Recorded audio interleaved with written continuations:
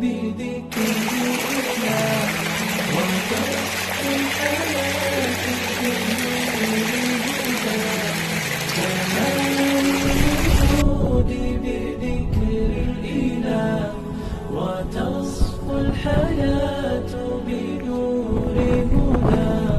وتطلب نفس له طاعة ويبلغ سعد إلى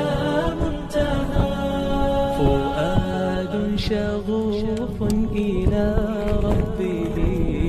أحب رضاه أحب لقاه يظل يجيء إلى ربوة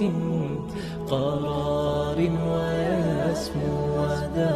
مرتغى فلا لهو يثنيه عن سيره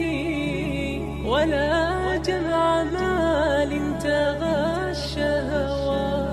إذا ما ينادي منادي الفلاح تراه لذاك يحث خطاه